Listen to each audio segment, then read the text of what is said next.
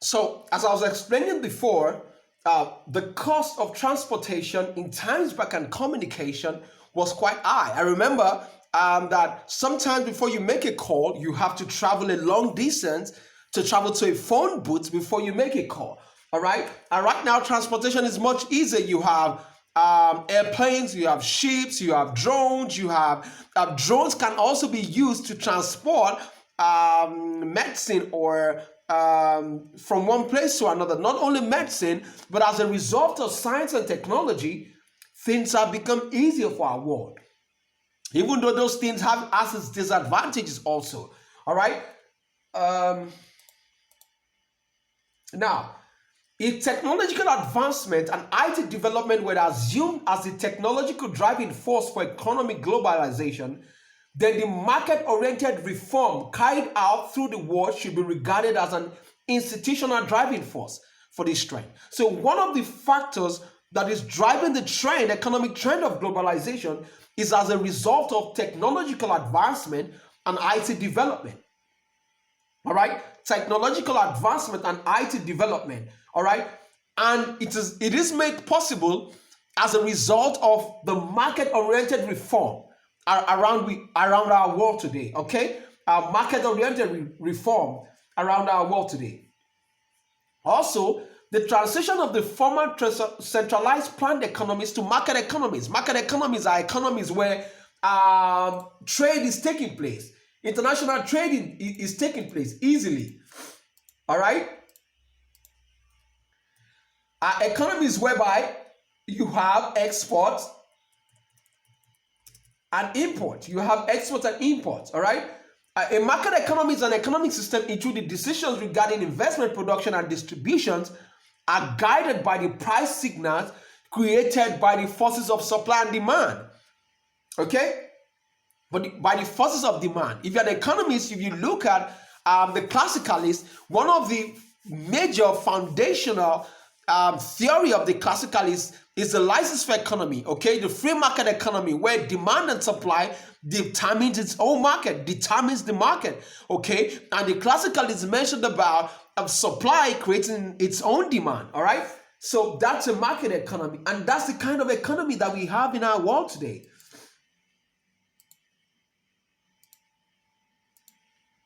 All right, so centrally planned economies are economies where it's not market oriented.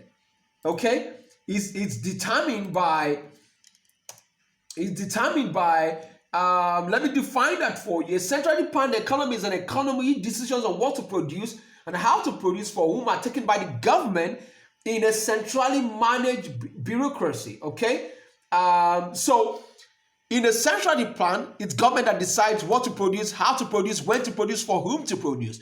While in a market economy, demand and supply determines the market. All right. So also the transition of the former socialized planned economies to market economies had made it truly possible for the world's economies to integrate into a whole. Okay, so and also another point that we must take note of is multinational corporations have become the main carriers of economic globalization. Okay, multinational corporations are corporations that are big, that are huge, are wide in terms of capital base. They've been able to make globalization very, very important. For example, you have companies moving to other part of to other countries to go and start their company in those countries. All right. For example, you have NMC. For example, in Africa, you have companies such as MTN. All right. It's a telecommunication company that is situated in some part of Africa, such as Nigeria, and what they contribute to such countries is huge. So multinational corporations have become the main carriers of economic globalization. They are globally organizing production and are allocating resources according to principle of profit maximization. According to the principle of profit maximization. Okay? What is profit maximization? In economics, profit maximization is the short run or long run process by which a firm may determine the price, input, and output levels that lead to the highest profit. Okay?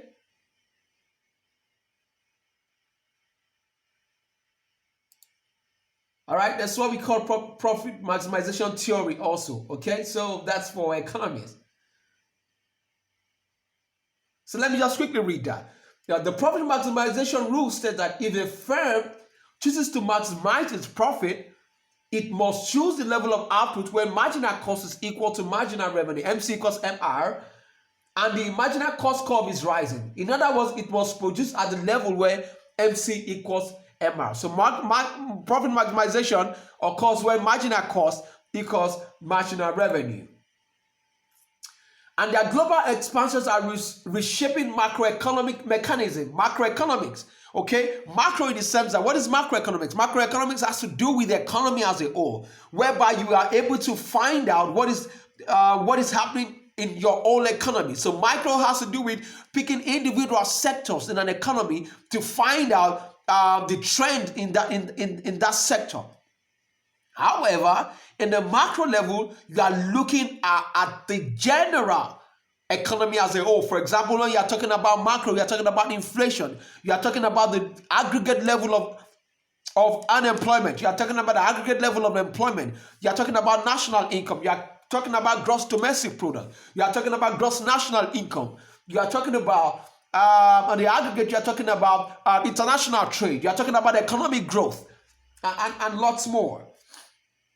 Okay, so globalization of the financial sector has become the most rapidly developing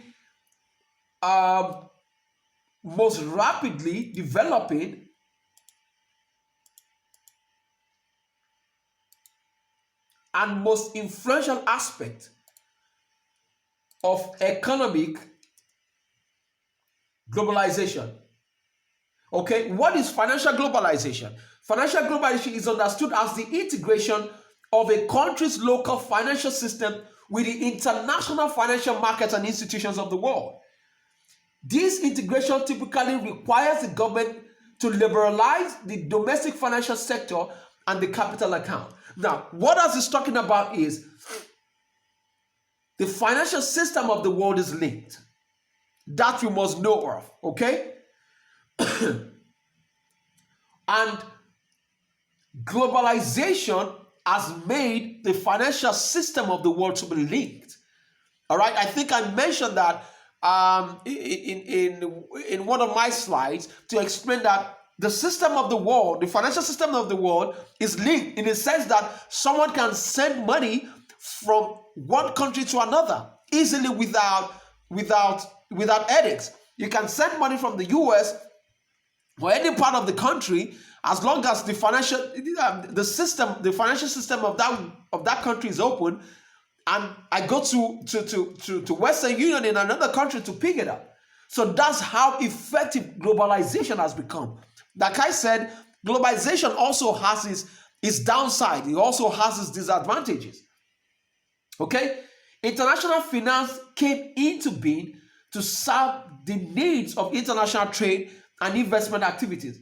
However, along with the development of economic globalization, it has become more and more independent. Okay, let's go to slide 8.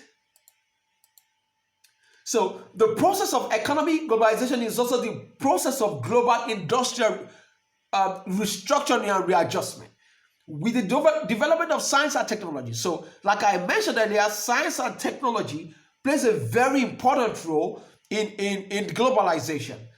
An increase of income level, industrial structures of all the countries have been also undergoing readjustment and upgrading.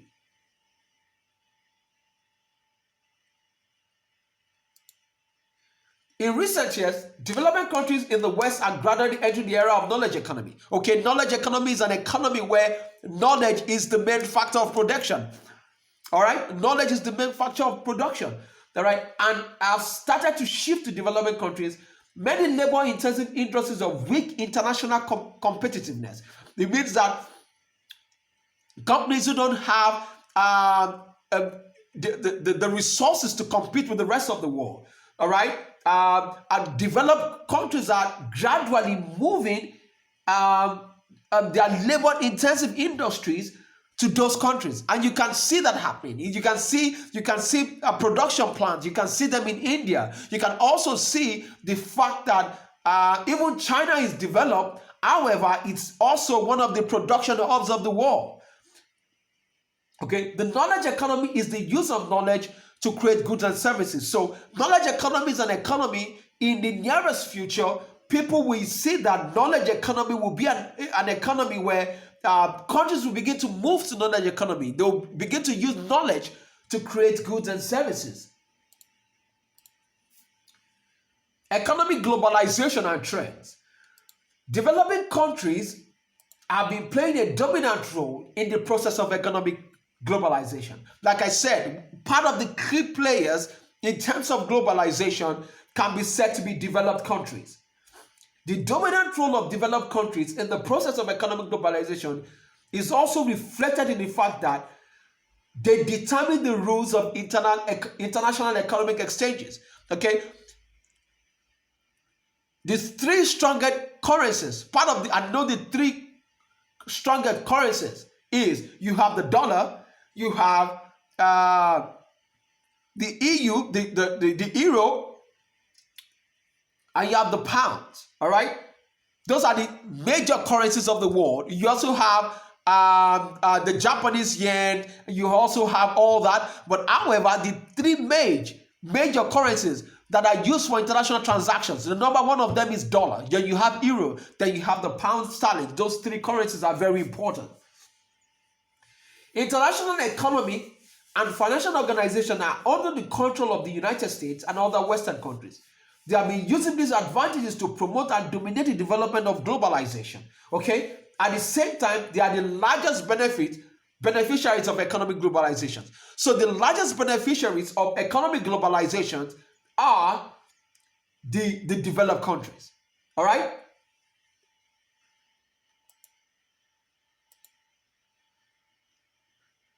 The participation of developing countries in the globalization process can enable them to better utilize their competitive advantage.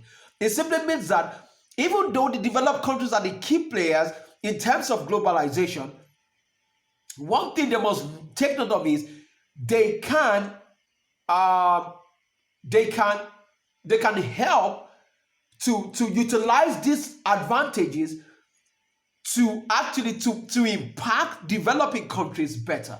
All right, to utilize their comparative advantages, introduce advanced technologies, this is what these countries are doing.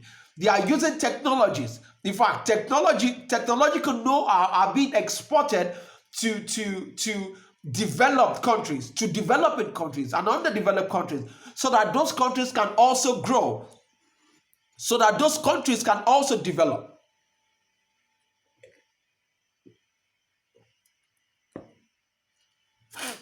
It is also favorable for eliminating monopolistic behaviors and strengthening market competition. Nevertheless, while providing development opportunities for developing countries, the globalization process is also posing some enormous risk. I also mentioned that most things, they have their advantages, they also have their disadvantages. So, and globalization also has its disadvantages. For example, the difference of income per capita between richest country and poorest country has emerged as a large. So the rich people, the rich countries are getting richer, and the poor countries are getting poorer. Poor does not mean that they don't have natural resources. Poor in the sense that the living standards of their people is quite low. Poor in the sense that they've not been able to turn over their natural resources, of the resources that they have, into a productive capacity to be able to enable this nation grow. Okay, poor in the sense that it has not been able to, it does not have the required institutions to be able to make its economy compete with the rest of the world. All right. So the difference of income per capita, the income of its people has enlarged between the rich countries and the poor countries. Poor in the sense of people who they don't have living standards that are competitive or comparable to the rest of the world. Okay? Economic globalization can also impact developing economies by unfavorable external factors.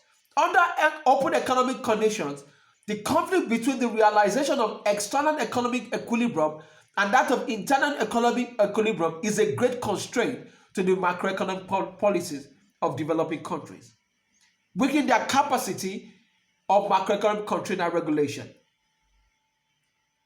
In the first place, international economic organization should play a bigger role in the process of economic globalization. So one of the things that developed countries should do is that they should ensure that they carry all other countries along.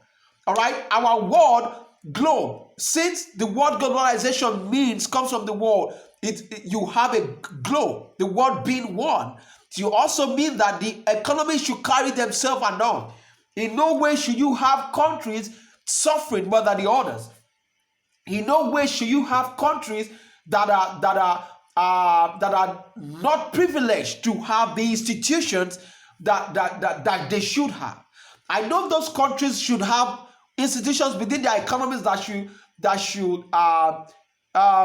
enable them to have functioning systems. However, since you have international organizations like the United Nations, like UNCTAD, like what again? Different international organizations, International Court of Law. They should play a very important role to ensure that globalization is effective in those countries that are developing. Factually, the increasingly globalized world economy is in a free and a driven state. One thing must be certain, and that is, even though globalization has to do with integration of economies of the world, one of the things that should be done is that restrictions has to be put in place. When I say restrictions, I mean even though it's free, all right, even though it's a free and it's like a free system, there should be checks and balances that has to be put in place so that you don't have issues that cannot be curbed, all right? Globalization itself cannot bring a fair and reasonable new international economic order. And some developing countries that are unable to enjoy the benefits and evade the arms confronted with the danger of becoming outsiders, like I explained. All right? So it has to be balanced, all right? It has to be balanced. One of the things developed countries should do is that they must ensure that developing countries also partake in the effectiveness of globalization. When I say partake, simply means that they should have benefit. They should get the benefits. They should reap the benefits of globalization. Reaping the benefits simply means that the integration of the economies of the world to also allow for the per capita income should also allow for the living standards of developing countries to increase. That's what I mean by benefit.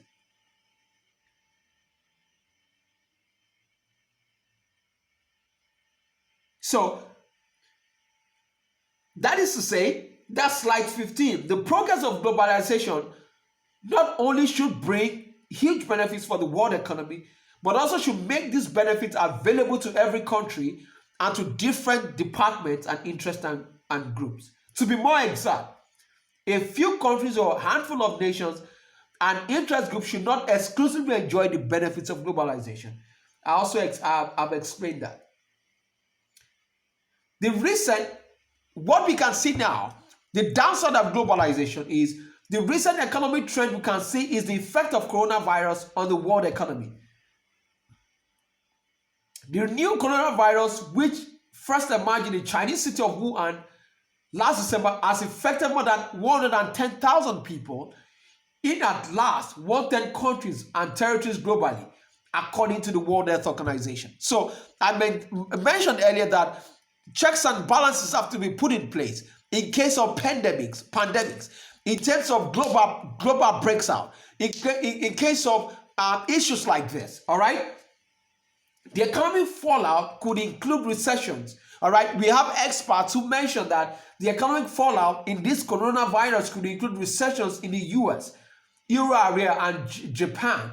The slowest growth on record in China, and a total of $2.7 trillion in lost output, equivalent to the entire GDP of the UK. You remember that while China had a consistent growth, very rapid, consistent growth over time.